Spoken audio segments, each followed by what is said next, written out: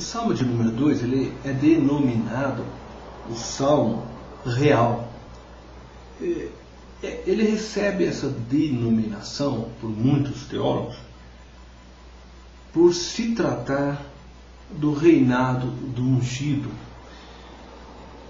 Bom, do verso 1 ao verso 3, percebemos que o salmista descreve a resolução dos líderes mundiais de se rebelarem contra o Senhor. Por que se enfurecem os gentios e os povos imaginam coisas vãs? Os reis da terra se levantam e os príncipes conspiram contra o Senhor e contra o seu ungido, dizendo: rompamos os laços e sacudamos de nós as suas algemas. Davi percebeu que os reinos existentes em seu tempo tinham muita dificuldade de reconhecerem a soberania do Deus de Israel, o Deus de Abraão, de Isaac, de Jacó.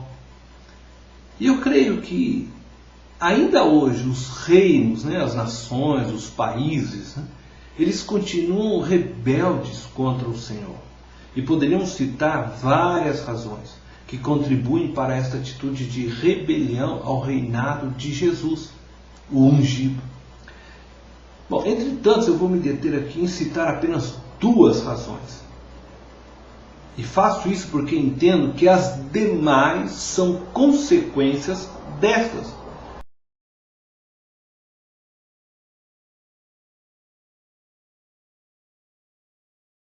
A primeira razão é o pecado.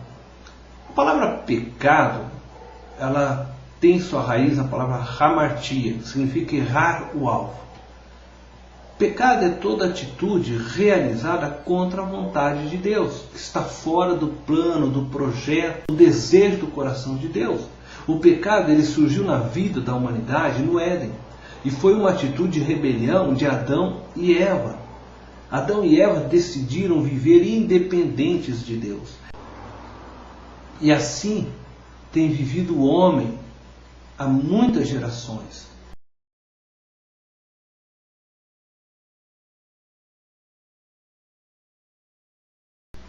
A segunda razão que eu gostaria de destacar dessa rebelião contra o reinado do Senhor é o domínio que Satanás exerce sobre os homens e o seu mundo.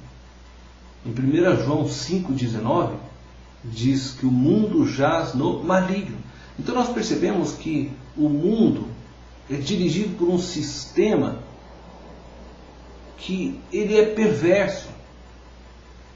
Um sistema onde coloca o ser humano um contra o outro, aonde vivemos uma competição constante. Precisamos sempre ser melhor que o outro. Esse não é o plano de Deus. Esse não é o projeto de Deus. Não é o ensino do reino de Deus. O verso 4 e o verso 5 diz assim: ri-se aquele que habita nos céus, o Senhor zomba deles. Na sua ira, a seu tempo, lhes há de falar, e no seu furor os confundirá. E Davi descreve agora a atitude de Deus para com aqueles que o desprezam e se rebelam a ele. Isto é, o texto diz que Deus ri daqueles que o desprezam. E diz que no tempo certo, eles vão experimentar o furor de Deus. Deus há de confundi-los. Essa é a atitude de Deus para com aqueles que não reconhecem Jesus como seu ungido, como o único Salvador, como o único Senhor das suas vidas. O Senhor ri destas pessoas. Porque Deus vê aquilo que eles estão plantando e no tempo certo eles vão de colher. O verso 6 e 7 diz assim: eu, porém, constituo meu rei sobre o meu santo monte Sião. Proclamarei o decreto do Senhor. E ele me disse: tu és meu filho, eu hoje te gerei. nós percebemos que, né, a partir do versículo 6, Deus está dizendo que Ele constituiu a Jesus. Ele constituiu o seu rei sobre o seu santo monte, Sião. Os versos seguintes estão se referindo à pessoa de Jesus. Davi está sendo usado por Deus para profetizar e declarar palavras referentes ao Messias.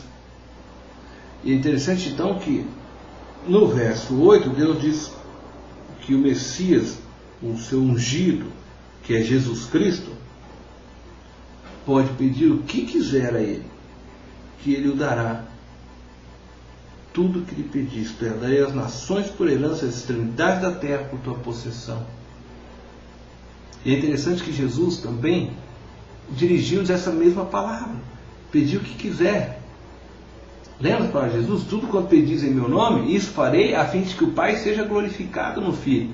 E se me pedis alguma coisa em meu nome, eu farei. João 14, verso 13 a 14.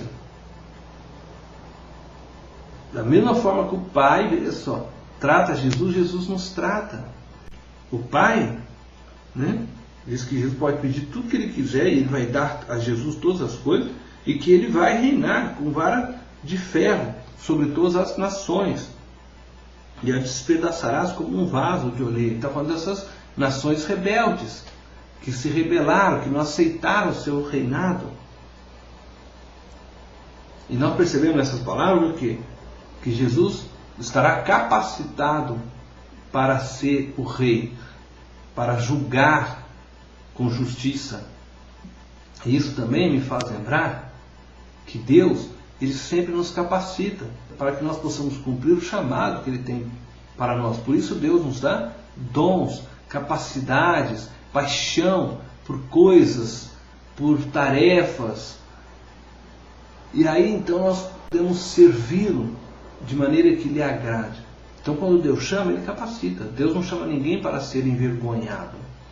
Os versos finais, versos 10 ao 12, Davi faz um apelo para que os reis aceitem a Jesus e o sirvam com temor, assim como Davi o servia. E hoje eu quero também fazer esse apelo a você que está me ouvindo. Entregue sua vida a Jesus.